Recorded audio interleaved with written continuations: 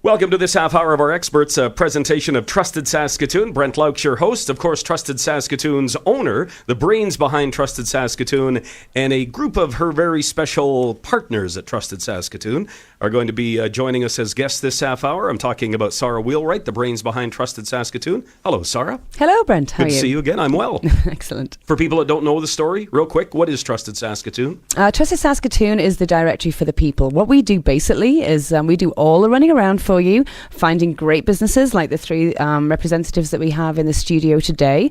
We put them through their paces to ensure that they are indeed what they say they are and what their nominations say that they are.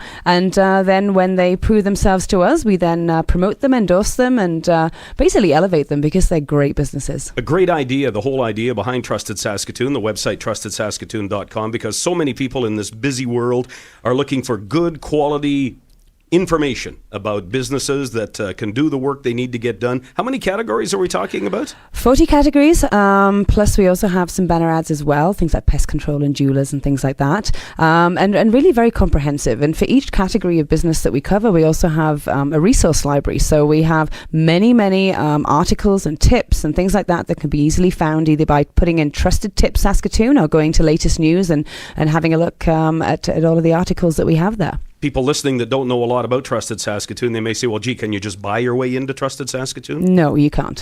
They earn it. No, it's certainly earned. And, big or small, we're looking for the best businesses that are kind of out there doing a great job and really investing in their reputation on a daily basis. The ones that care about their customers, the ones that, really are setting the standards. And I think this weekend's program, always interesting with Trusted Saskatoon and your business partners you bring in, but I think we're going to get a lot of people listening closely because we're on an automotive theme on our program here this weekend. You had a lot of people submitted questions for this program. Oh, goodness me, yes, an awful lot. And I've got to say that probably 90% of them were women.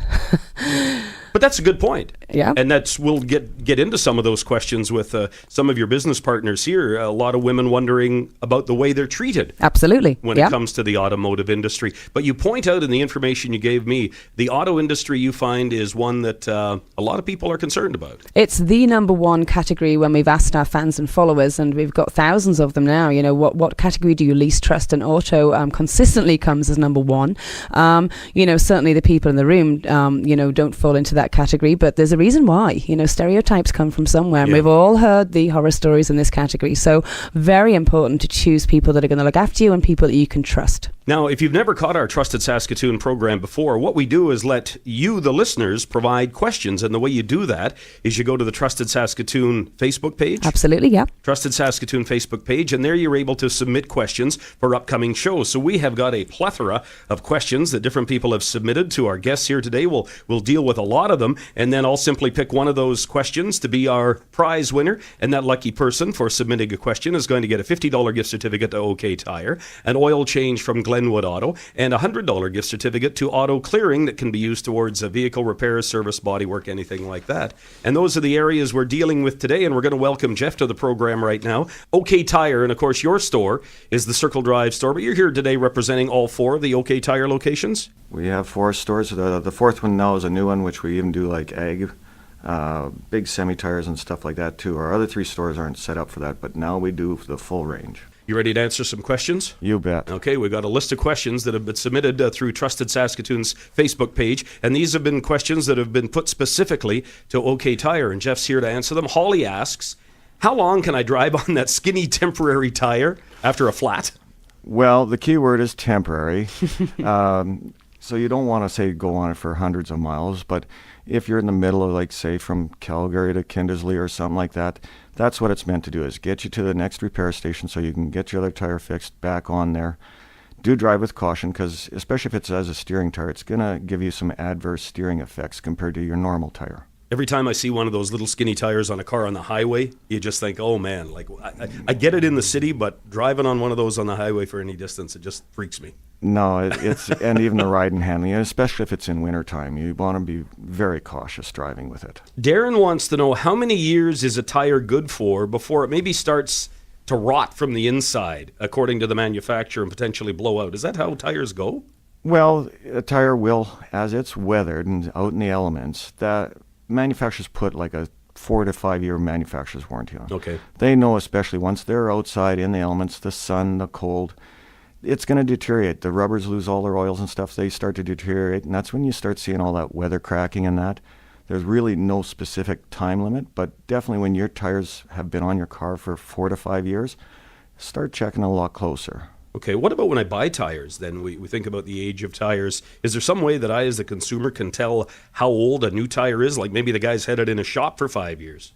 Well, in a shop, if it's climately controlled, That's okay? That's okay. Okay. Like you'll find that most tires, a lot of times, even by the time they go through the manufacturers, the warehousing systems, and then into the stores, they can be a year to 2 years old already. Okay. But as long as they're kept indoors and that in a climate-controlled building, it's once they hit the outside is what you have to be concerned about. But if you want to look up, say, when they were built, there's a serial number on every tire, and it's about an 11-digit long code. Mm-hmm. The last 4 digits, numerical ones there, they'll have something like 2711. Mm-hmm. Well, that tire was built on the 27th week of 2011. Oh, I see. Okay. Jeff's one of our guests on Trusted Saskatoon's expert show this weekend, Jeff with OK Tire. There are 4 locations here in Saskatoon. Anne submitted a question. If I overfill my tires, what would happen? I can answer that. It happened to my daughter. She thought, I'm sure 60 pounds pressure is fine. I think she ruined all 4 of the tires. Well, they tend to say, actually, we're really funny. The ride is really bad. It may cause your car to really drive really erratic.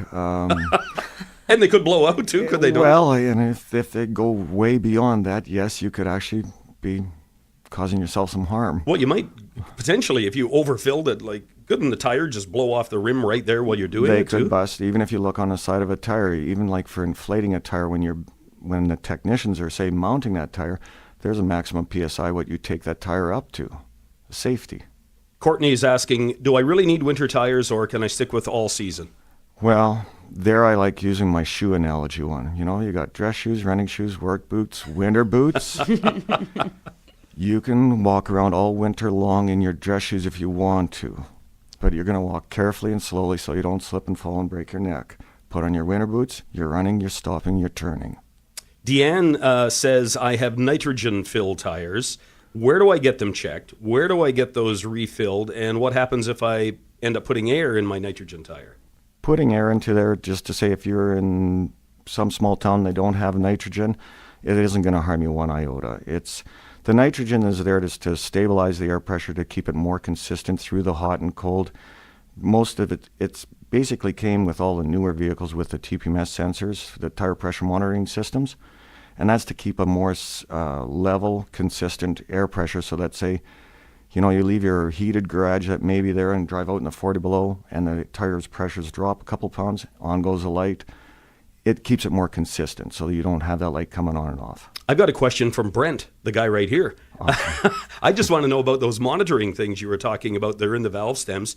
Just because my car has them, when I buy new tires, do I have to replace them? Do I have to put them in or can I go without them?